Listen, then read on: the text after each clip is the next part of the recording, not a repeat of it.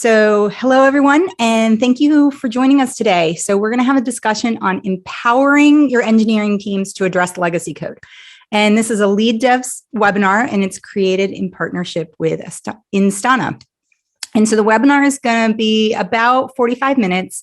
And afterwards, myself and the panelists, we're going to head over to the Lead Dev Slack channel. And there's a channel there called Technical Strategy. And so we'll be able to answer any questions that we didn't get to answer here and be able to chat a little bit more.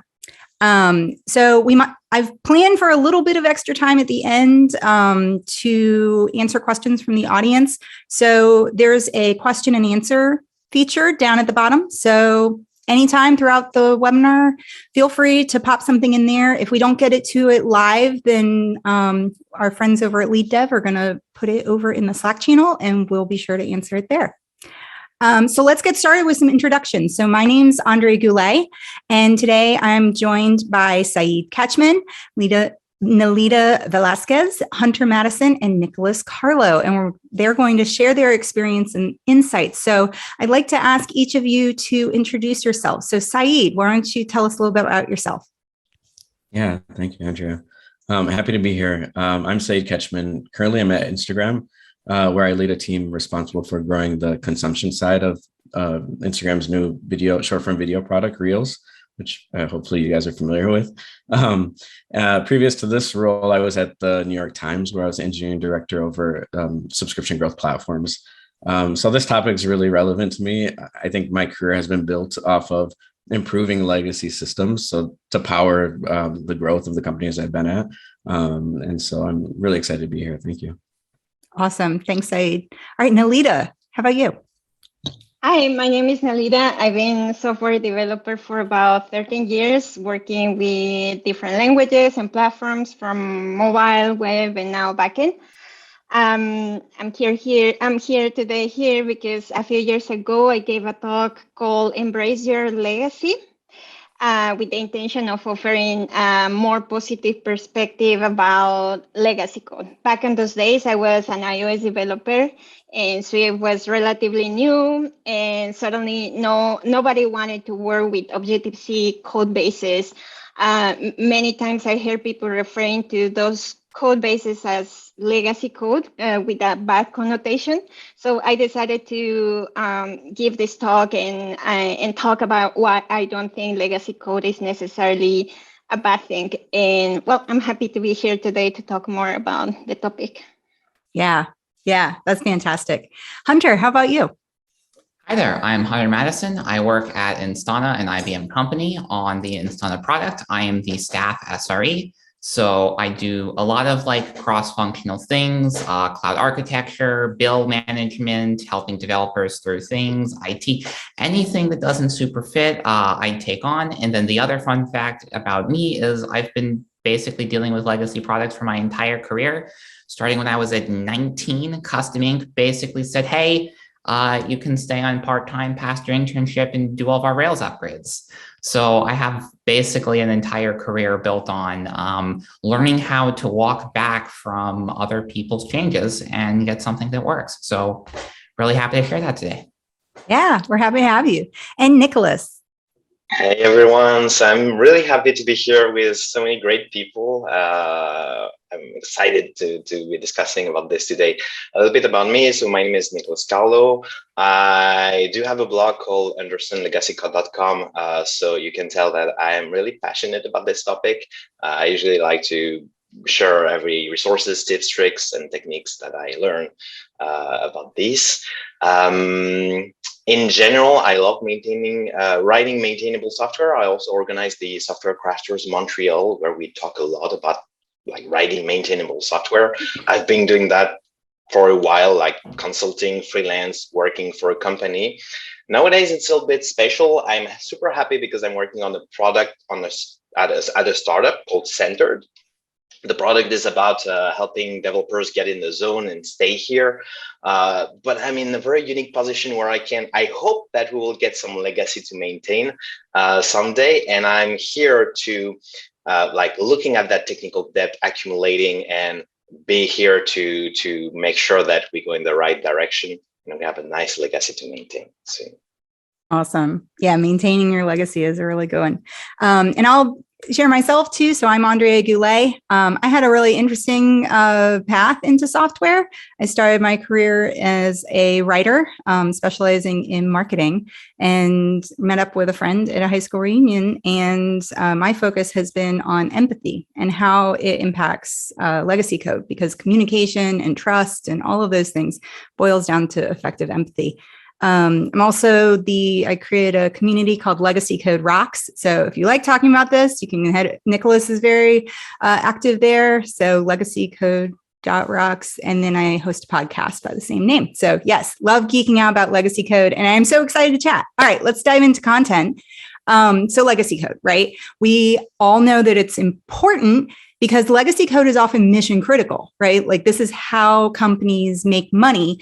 And it's also unavoidable. Hunter, you were saying it's like you're going to touch legacy code in your career. It's kind of not really feasible that the only thing you'll work on is greenfield ever.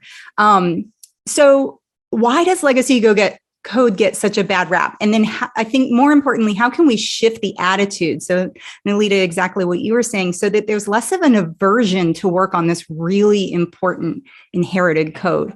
So the first thing we're going to do is, because there's a lot of different definitions, so I think it's important to get all on the same page to know what we're even talking about. So how does each of you define legacy code? Nicholas, why don't you kick us off? Sure. Yeah, very important question because everyone has a different definition. The one I prefer is the one I got from Amitai Schleyer, actually from the Legacy Code Rocks podcast. I really love this one. It's legacy code is valuable code that you're afraid to change. And there are two important nuances here. The first one is valuable code. I told you that I hope that someday we will be working on that legacy code of ours. We tend to forget that if we're working on that legacy code, it means that somehow it's successful. If you're working for a company, then it pays for your salary. So there is something exciting in the impact you could have, the concrete impact you will have on actual people lives and work when you work on legacy code. And at the same time, you're afraid to change it. There are a ton of reasons about that. It could be usually the lack of documentation, lack of tests, lack of context, lack of knowledge. Could be knowledge of the language, the framework, the technologies, or stuff that you don't know yet. So you're afraid to change it. The good news is also that there are things you can do to be less afraid to change it. There are techniques you can learn, skills you can develop, and ways you can make your team less afraid to change legacy code. Awesome. Hunter, what do you think? I always and I've had this view bounce back and forth in my career since I was 19. I was like, look, legacy code is just code written by, people who are terrible, which is a bad thing to say. In my defense, I was 19 at the time. And I now, as I had more experience with this, it's like, okay, well, legacy code is the thing that you have when you've kind of forgotten how the world works. And now I'm kind of back thinking it's a hybrid between the two. Legacy code is fundamentally the house that you see at the end of your street where the owners have moved on and nobody maintains it anymore.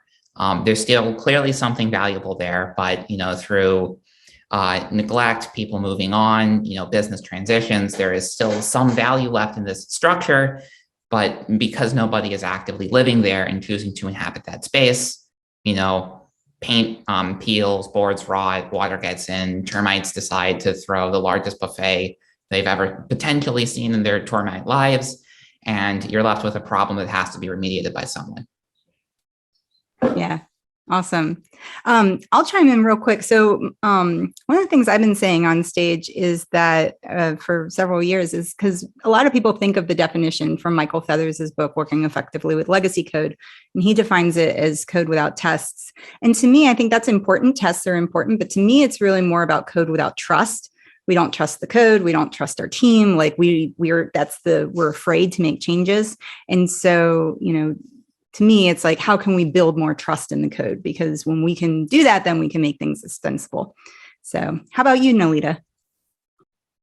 Yeah, in my talk, I use this catchy phrase that a former coworker Tom told me that blew my mind at the time. He told me like legacy code is code that you wrote yesterday. And in the talk, I also I built my own definition, which is legacy code is not good or bad. It's just a heritage that someone left you to build upon. And the way I see it, I learn more from the code that I read than the code that I write. And I think legacy code really allows you, enables you to do that because it teaches you about patience, curiosity, persistence, empathy, and more importantly, humility, because if we think about it, we all write legacy code. Yeah, absolutely. Saeed, why don't you wrap us up on this? Yeah, I think you all did a really good job explaining legacy code. I think the audience, I think we're all united on the audience kind of gets what we have, but I think, yeah, I would definitely say it's code that's essential to the business. Otherwise, it wouldn't be there anymore. It probably would have been deprecated or gotten rid of a long time ago. But another part of it is like people don't know why decisions are made with it, and that's why people are scared of it as well. So there's a lot of decisions made when developing a system, and all those decisions. And so you may have documentation there, you may even have some tests there, but you just don't know why anymore. And so it's really, really scary to touch it. And so for me, that's what I think of really tough legacy code.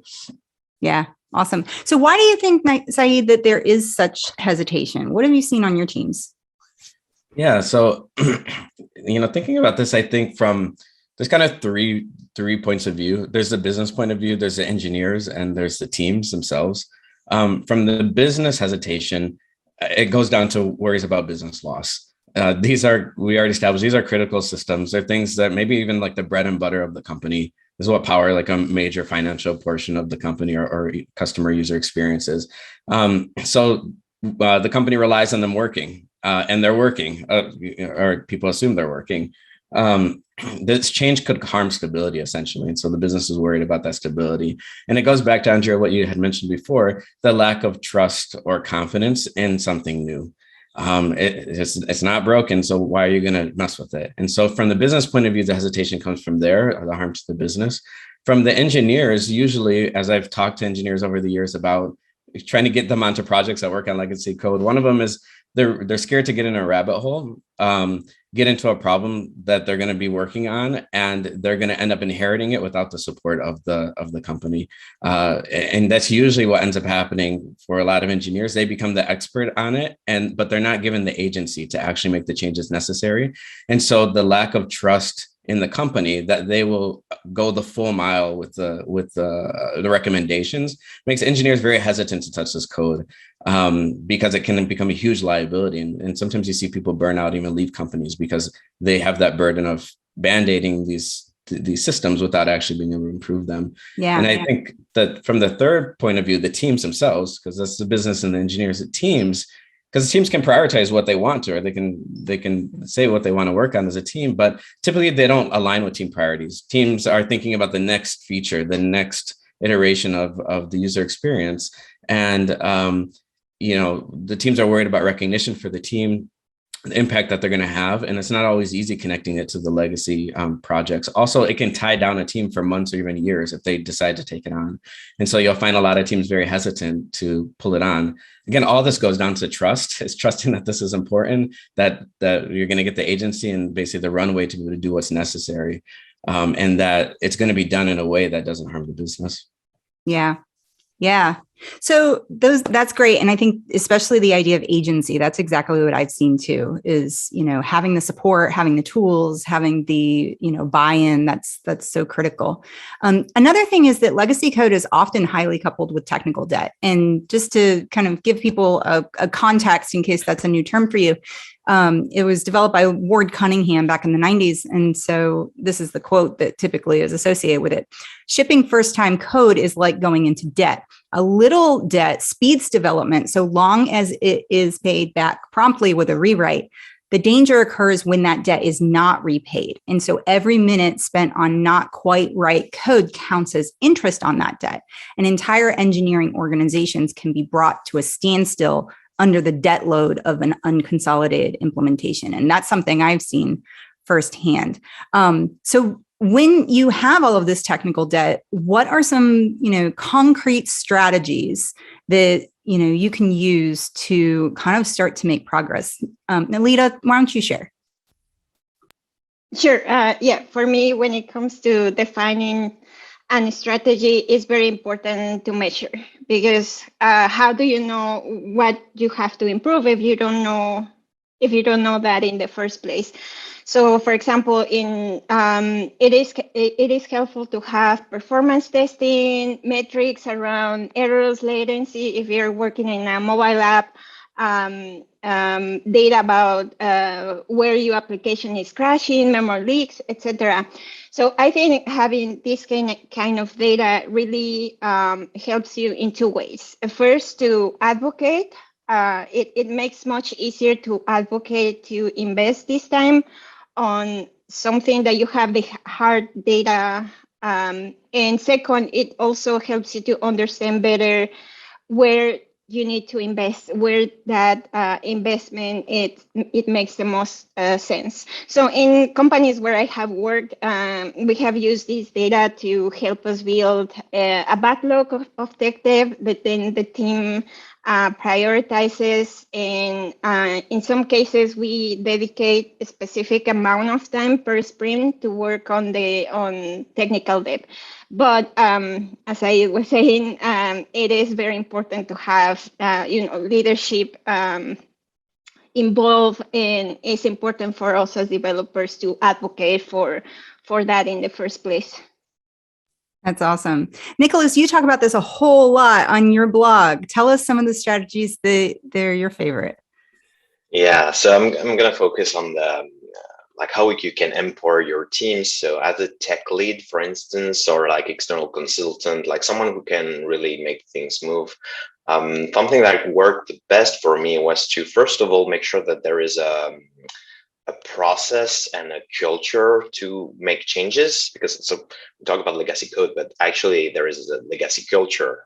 Can you make things move? And so it goes deep, but basically something very efficient is to have a space where engineers can share, raise up the technical depth, the problem they have on the field, and just make it visible, like make the technical depth visible. And at first it's overwhelming, but progressively when you start making it visible, then you can start prioritizing what is among all of this technical depth that we have accumulated, what is the most painful things that are in our way. And so to help with that, I really love Adam Thornhill's work.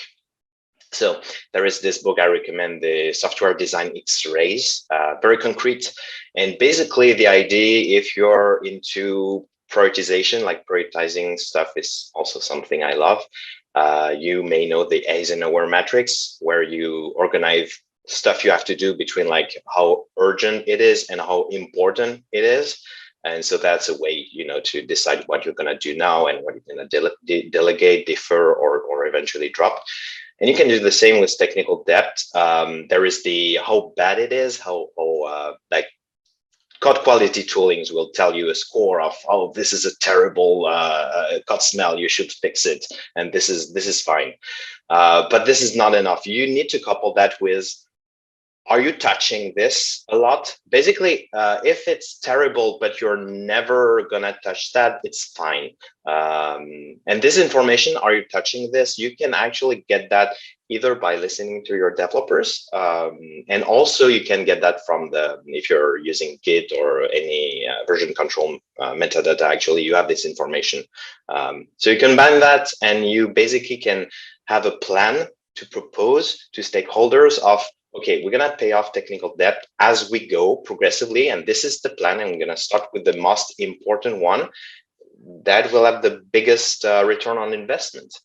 The last thing I want to say, I said return on investment because I'm speaking to stakeholders. And I think it's important also to teach developers to connect the technical stuff that people don't really care about with the, okay, what's the business value to it? And there is business value. We don't I don't refactor for the sake of refactoring. If I'm doing that, it's because I want to keep adding features without spending all of my time fixing bugs. So at the end of the day, there is business value, but you as a tech lead, you are able to teach them to do that and maybe help them, because sometimes as an individual contributor, you don't know, you don't have the numbers, you cannot connect your bugs with the money that it represents. Yeah. That actually leads us really well into our next question. And Hunter, you're somebody who kind of has your role kind of touches everywhere. So I'm curious about your point of view on this, because with physical equipment, there's often a line item in the books of the cost of deferred maintenance, and you can actually quantify it. And I've had talks over the years, and I find it always curious that we use that for physical products, but we don't do that for digital products. And so I'm curious, Hunter, kind of what your experience is on that, and how do you get buy-in financially from stakeholders? Yeah, so I think, bringing up physical goods is really interesting, because when, back when people had data centers and, you actually had to put a capital expenditure out to get a server to host your website.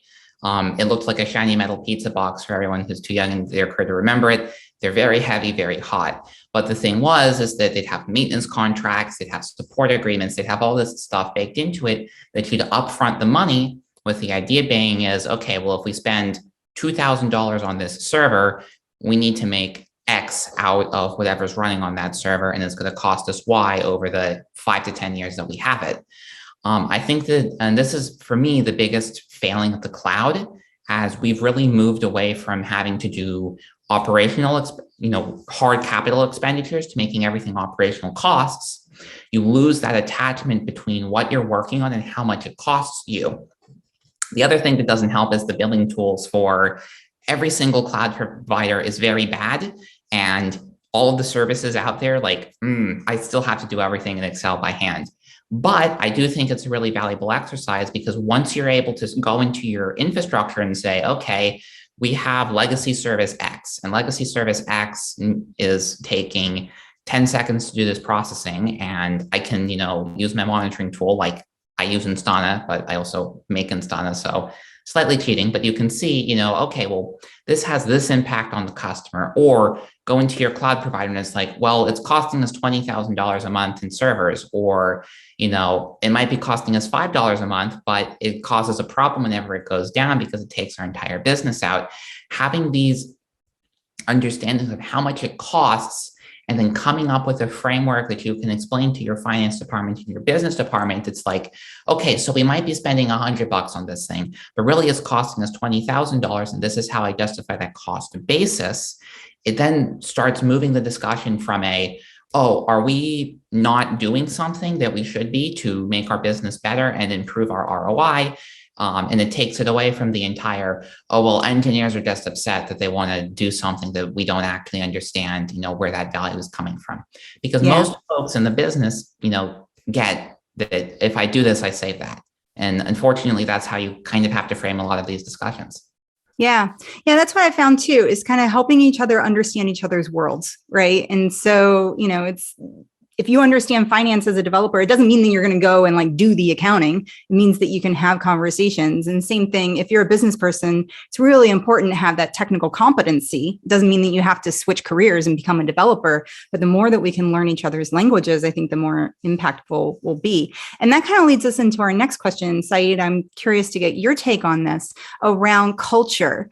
Right. So how does a team and a company environment impact a team's ability to modernize software? We alluded to this a little bit, but what can leaders do to empower their teams and create an environment where people can actually make progress on some of these challenges? Yeah, it's a great question. Culture is interesting because it's my view on culture is it's built off of consistency, and whatever message is the most consistent is the one that will eventually start to create the foundations of whatever culture you're in. And so from a leaders, if I focus just on the leaders, at the top, what I've seen to be most successful in terms of prioritizing this type of work is the leaders consistently talking about it as a priority. and highlighting the wins, and sometimes even overdoing the highlighting of the wins above all other work. And it's hard sometimes because it's like, well, we're launching these other things that are growing the business. We want to give recognition, but depends how lopsided the business is. And if it is lopsided, where it's really hard to work in this legacy, sometimes it's really just highlighting this work, putting it on a pedestal all the time until you've reached that milestone where it's like embedded in the culture. One example, actually, the last company I worked for, the Times, we had to move into this of like really embracing this legacy code. And I give a lot of credit to very senior leaders like our CEO, who began to actually do this, starting to highlight this work, champion it almost every time they presented in front of, like in the monthlies or the bi-monthlies to entire staff, would talk about these types of projects and this work. Even if they didn't fully understand it, they would want to, and they'd highlight it. And it really boosted the morale, the trust and confidence people had that this work was actually cared about. And again, going back to what we talked about before, that these teams and these people would have the agency to continue working on it until the problem was solved. And so this is a really good example of the culture changing and it benefiting the entire engineering group. When I contrast to where I'm working now at Instagram, I think it's more built in. Maybe this is the same for all larger tech companies because it's more engineering driven.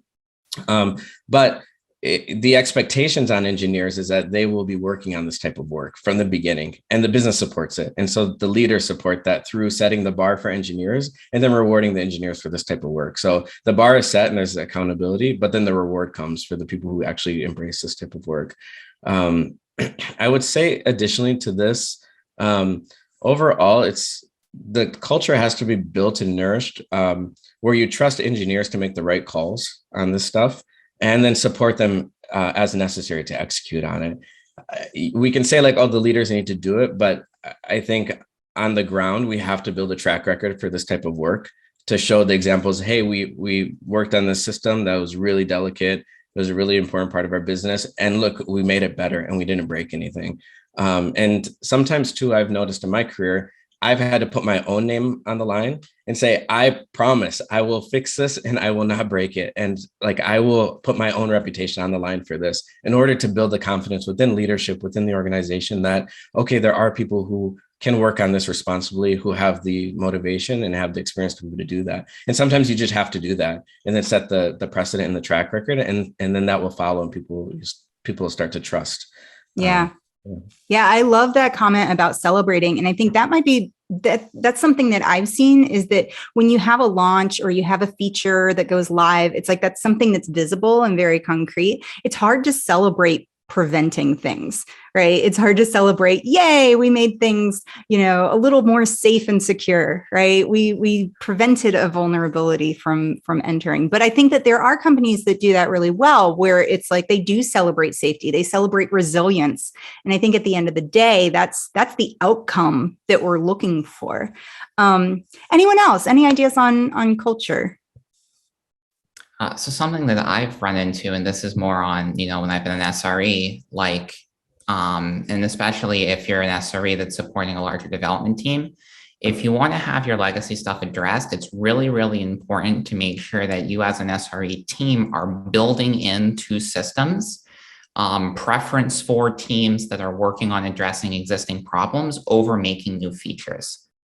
I think that when you especially look at larger organizations where you have platform groups, there's a tendency for these platform groups to get created or an SRE team or an operations team, and they want to optimize for making something new because that's where they get a lot of their requests.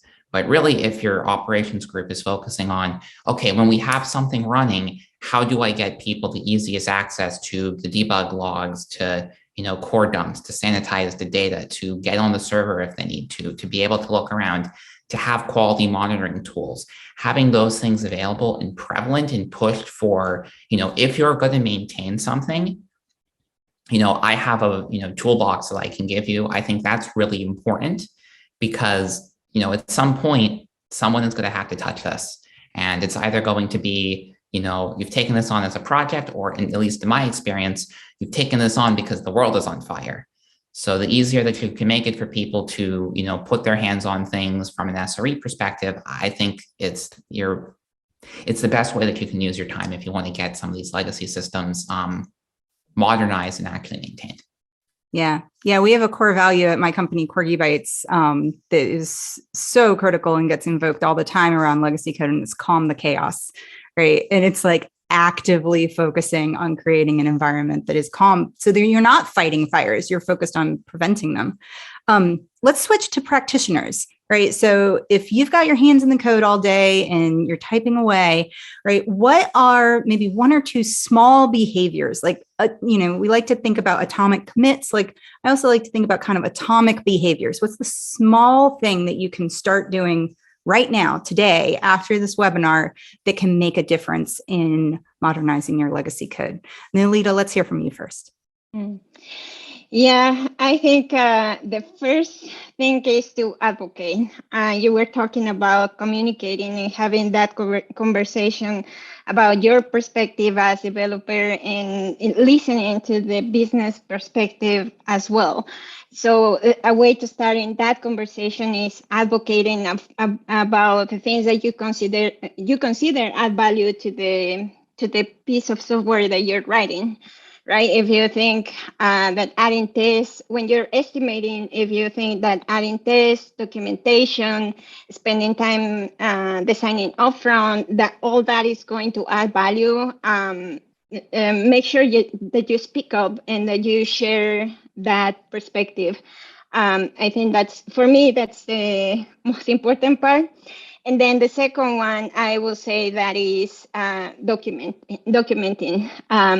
So I have heard a saying that legacy code is code that nobody knows how it works. So it is important that as you are understanding the legacy code base, as you go into your journey of understanding, make sure that you share that knowledge. Whether that is creating documentation or pairing or better both. So yeah, I'm a big advocate of documentation. So I think that really helps a lot. Yeah, that's great. And I think people don't always think like documentation doesn't have to be a Word document or a wiki. Like we can keep documentation really, really, really tightly coupled to the code. We can even make documentation executable too. So I think trying to push that so that things don't get out of sync. But I agree 100%. Documentation is so critical. Anyone else? What are a couple of tricks that y'all have for atomic behaviors?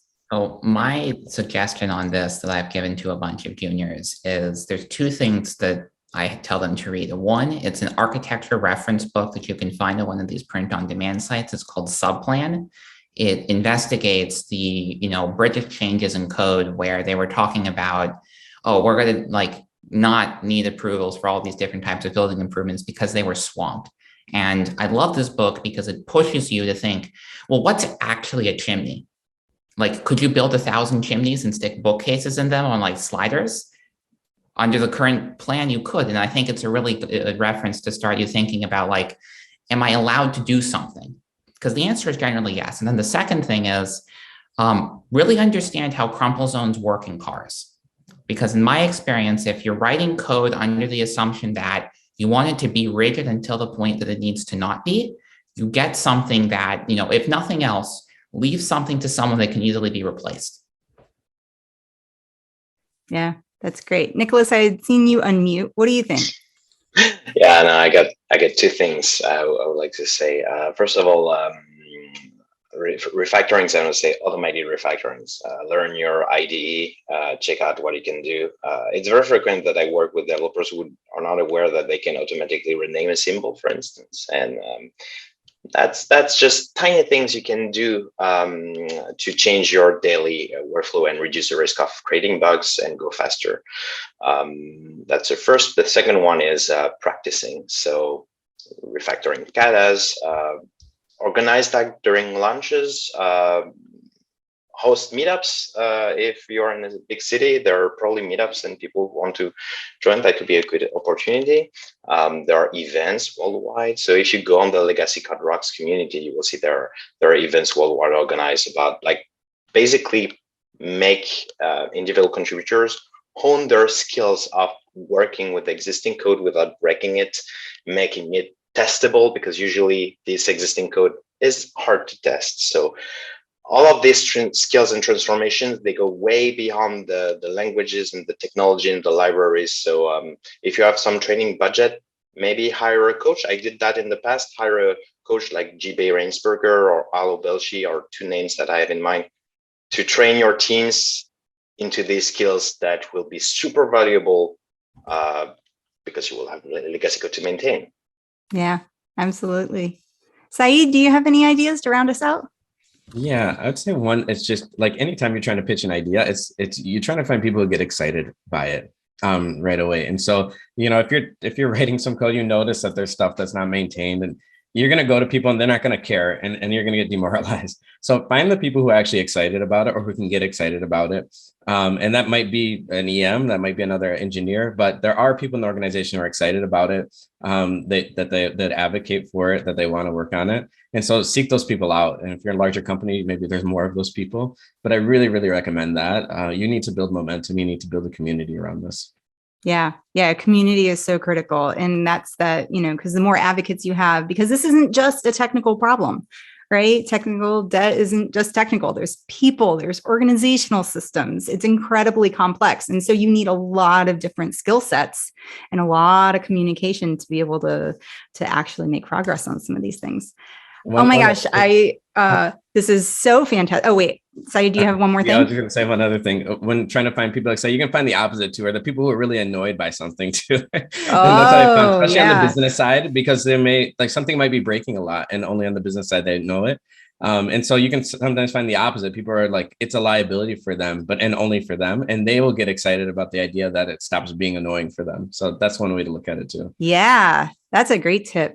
I could geek out about this for like days. And thank you all so much. We've got a few minutes left. So if anybody has any questions, go ahead and pop them in. But one of the last questions I have is the one that we close our podcast with, the Legacy Code Rocks podcast. And it's been so amazing to ask hundreds of people this question. And that is, what do you love about legacy code? Because Nalita, like you were saying, this isn't just a get your fingers in the code and start doing something different. It's also a mindset shift. And so for me, I think, it's really about the people, right? Because I like to think about legacy code as an heirloom, right? It's something that gets passed along, and you kind of are the steward of this code base for a little while. And similar to a family heirloom, you can think about all of the people who have interacted with it before you were the caretaker, but then also you imagine yourself taking really good care of it for posterity, right? And recognizing that this is one point in time. And that can be really humbling when you think, like you had said earlier, like about who's come before you, but it can also be really motivating, because then if you're thinking about the people who are coming after you, then there's a reason, right? Like beyond the business reason, there's a human reason, right? There's a compassion aspect to it of like, I don't want the person who is going to come after me to have to struggle the same way I did. And I find that particularly to be really motivating. Nicholas, what about you? What do you love about legacy code?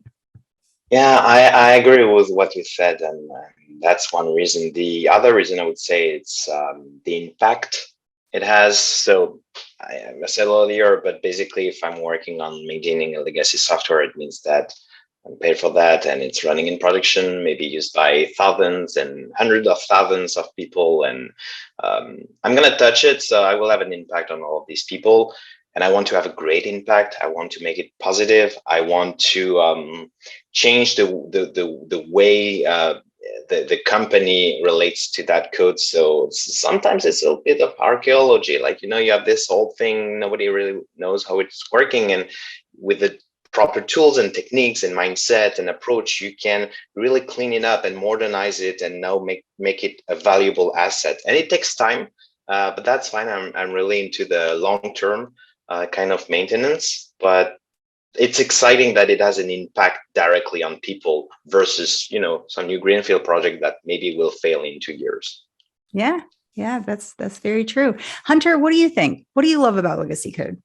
Oh man, so I think for me, like when you think about software as it relates to the industry, there's very little software that's written for the purposes of being software. It's always written for the purposes of going somewhere. And there's this quote by a Swedish graphics programmer, Essel Steinberg, that I love on his site. It's just, really simple. It's the technology that takes you there. And for me, legacy code is the ability to stand somewhere and look back and be able to see, oh yeah, like, sure, it's a mess, but there's a story to that mess. And, I think the thing that if you ever have the opportunity to seriously do this, like pair program with engineer number one in the company on a legacy problem and just ask them for all the stories, because when you see like, oh yeah, this line is in there because at 3 a.m. the CEO bought 20,000 domain names and we had to onboard them all really, really quickly. Like those are the kind of things that I think as an industry we have that we need to celebrate more.